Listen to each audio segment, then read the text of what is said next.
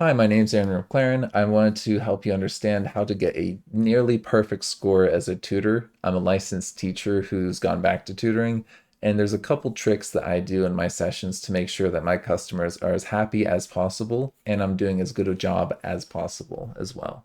And the first one is basically they need to have input about how the time is spent during these sessions. And you need to check in regularly. So if they can give you the questions 24 hours in advance, that is ideal. I've oftentimes had a couple students say, like, I don't have questions. Can you help me with this general topic? That isn't really the purpose of tutoring. You can do a lesson like that, but it really helps if they're in a class, if you know specifically what that teacher is going to be assessing on and specifically where this student is struggling with that instruction. So it's really important that they are sharing things from the class that they're struggling on and that you're not just doing the worksheet from like top to bottom. So you're not just starting at question one and doing their homework with them because they're probably going to be comfortable with 80% of that content most of the time. Sometimes that is actually what you need to do is just start at the basics and go down. But for most students, I find that they are able to do a lot of the stuff, but then they have specific questions. So having them know what those questions are beforehand and sharing the specific things they need help with is very, very useful. This is the most important thing in the whole video right here, though, is checking in.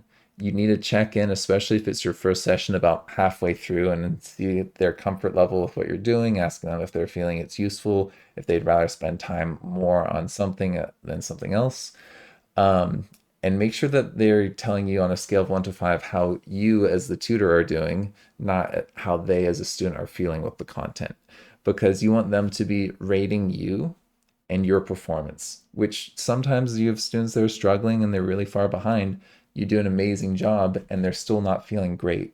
And they may not do well on a test, but it's important, especially during that session before they've gotten the test results, that they say to you how they think you're doing, how your work is going. So if they say for any reason that it's not a 5 out of 5, ask them for suggestions on how you can improve. And if it's at the end of the session, ask them if they can give you another chance to get to the 5 in the next session before rating. Because if they rate you out of 4, it's going to bring your average down, right?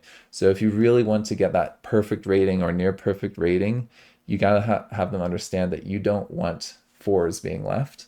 And so I oftentimes will say, I strive to get as close as possible to a 5. It's very important competitively with other teachers and tutors to have as close as possible to that perfect score. Because if someone sees a 5.0 average versus a 4.9, they're going to go with the 5.0.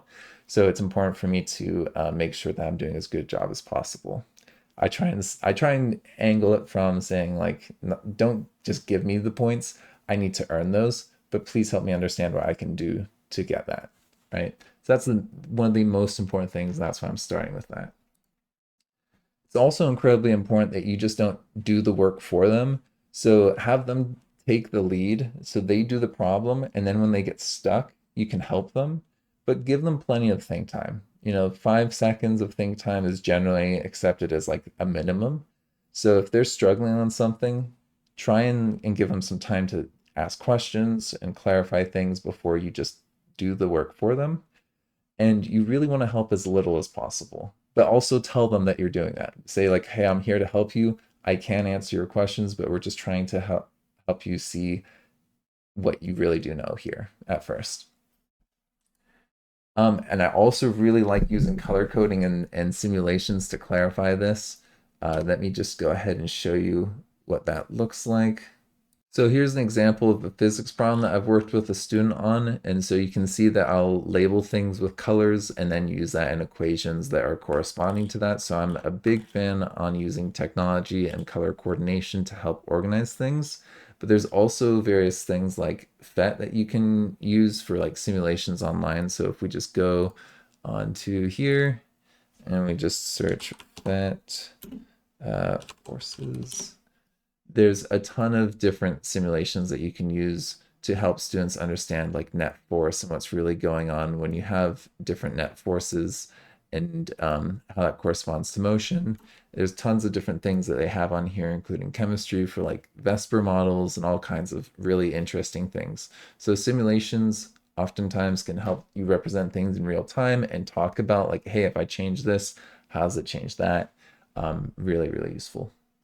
So keeping track of their mistakes and having them look back at those mistakes are really important for building that metacognition and catching those mistakes on their own. So it's really, really important that you spend time doing this. A lot of tutors will either do a problem for a student or they'll have the student do the problem, get the right answer, and then move on and not think about it. You really want to spend time looking back at those mistakes though. So I'll oftentimes do like a little star or something near where it's like, okay, I want to talk about this when we're done with the problem. What was that mistake that was happening there? I think here that they forgot to square the t.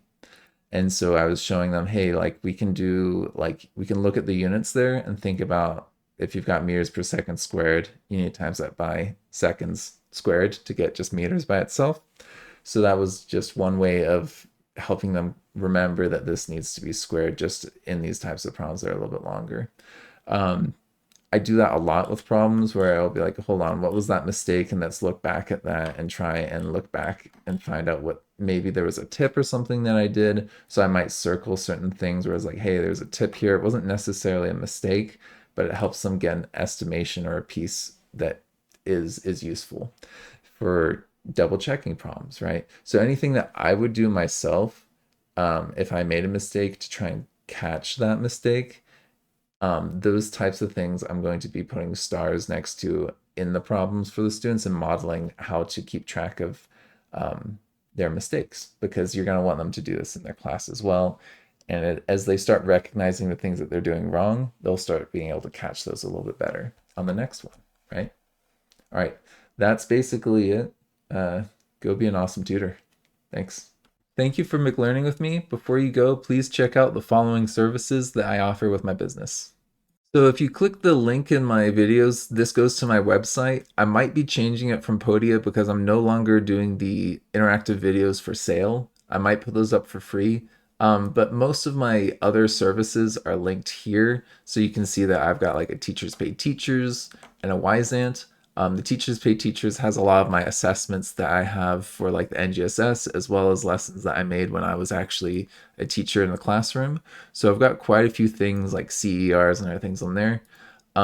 If you want to get one-on-one live support from me, either like with science or like working on like teaching support lessons and that kind of stuff, you can sign up through Wyzant. I have a link to there where you can contact me there. And we can schedule hourly appointments. I've got a few other things on here like a Facebook page and our social media. And if you're interested in getting professional development with me for like a team of teachers, a whole page with information on that. So yeah, feel free to check that out. Thank you.